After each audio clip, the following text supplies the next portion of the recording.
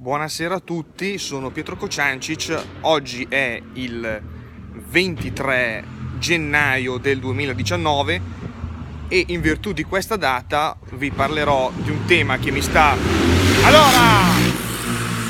Scusate, la censura, ripeto,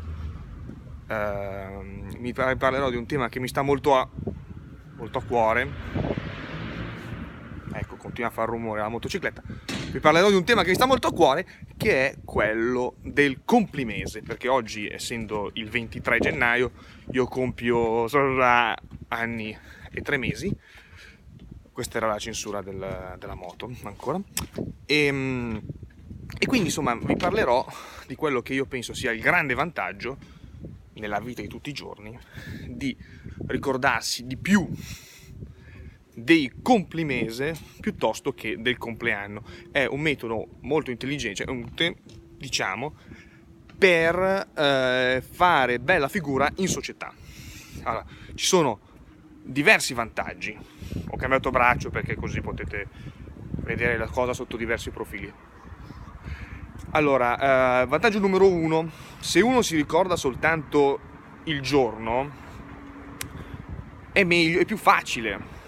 Tu ti ricordi 23, per dire, il giorno di oggi, e non devi star lì a pensare al mese, perché al giorno d'oggi io capisco che, cioè, dovete capirlo anche voi, l'ho già capito, che è difficile ricordarsi i mesi, perché se ci pensate i mesi hanno tutti i nomi un po' simili, cioè agosto ed aprile, c'hanno tutti e due la A all'inizio, quindi è facile confondersi.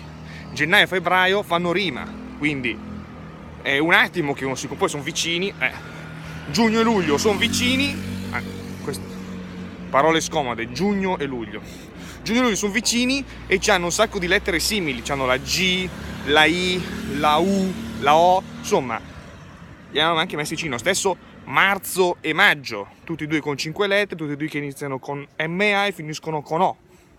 E non parliamo poi degli altri, settembre, ottobre, novembre, dicembre, tutti lì, poi tutti appiccicati così, insomma.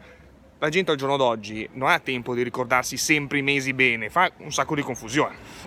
Quindi se uno si ricorda il giorno e basta, è molto più facile. Molto più facile. Poi aggiungo un altro vantaggio. Uno, per esempio, cambio braccio. È nato, per esempio, il 7 novembre. È nato il 7 novembre. E non gli piace novembre, facciamo finire, perché novembre c'è freddo, si accorciano le giornate in modo visibile, sensibile, e insomma, e uno dice che tristezza novembre, purtroppo c'è anche il mio compleanno a novembre. Però a questo punto uno può ricevere gli auguri il 7 di agosto, no? Quindi vedete un sacco di censura, cioè, perché queste qui sono verità scomode, tutte queste moto che ronzano intorno sono la lobby dei compleanni. E dunque, insomma, quindi anche per quelli che non amano il mese in cui sono nati, ricordarlo, appunto 7 agosto, 7 luglio, uno può festeggiare in un mese più consono alla propria sensibilità. Anche quelli che magari non gli piace l'estate si festeggiano in inverno, però il 7 cioè se sei nato il 7, se sei nato il 13 festeggi il 13. Quindi questo è un altro vantaggio. Poi c'è il vantaggio che così ritornando alla questione del mese, ci sono meno cose da ricordare, perché se uno deve ricordarsi il mese e il giorno è più complicato, poi figuriamoci l'anno. Per esempio, un sacco di gente si confonde, non so, c'è uno che compie gli anni a ottobre, l'8 ottobre, il 16 ottobre facciamo, e non si ricorda mai se poi in realtà è il 18 oppure l'8, perché si ricorda che nella tabellina dell'8, quindi uno, non so, fa gli auguri l'8 ottobre a uno che è nato il 16 ottobre, e fa la figura del pisquano. Invece se si ricorda 16, o che lo fa a ottobre, o che lo fa a novembre, o che lo fa ad aprile, alla fine ci prende sempre.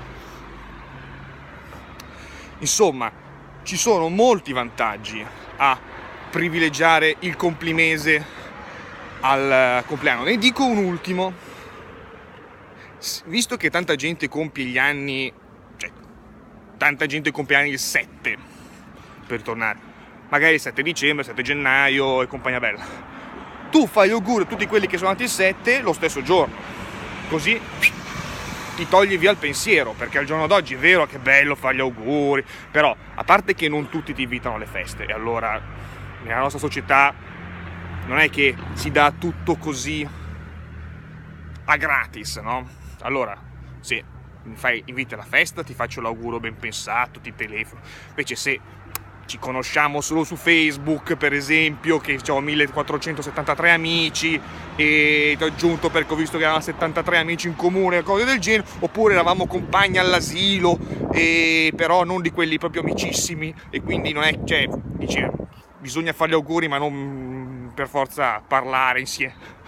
Tu prendi in un unico mazzo tutti quelli che comprano gli anni, appunto il 7, e gli fai gli auguri. Quindi insomma, passa il pensiero, passa la paura. Poi quelle persone che ci tieni di più gli fai l'augurio più pensato. Certo, se poi lui è uno di quelli che per esempio non ama il proprio mese di compleanno, gli puoi fargli in un altro giorno. Comunque l'importante è che puoi fargli più pensati, questo non lo impedisce nessuno. Dunque, avete visto che ci sono molti vantaggi nel complimese, e quindi vi invito a sfruttarlo. Guardate nelle vostre agende se ce l'avete ancora e capite nel vostro cuore se avete qualcuno a cui volete fare gli auguri oggi o domani, eccetera eccetera eccetera. Quindi buon complimese a tutti quelli che sono nati un 23, buon compleanno ovviamente a quelli che ecco, certo, se poi eventualmente se uno fa gli auguri tutti insieme può riscoprire delle amicizie. Bellissimo scoprire delle amicizie. Dunque, ho parlato tanto del 7, sono arrivati al 7° minuto di questo video, e quindi tutto si conclude e vi saluto. Buon complimese a tutti.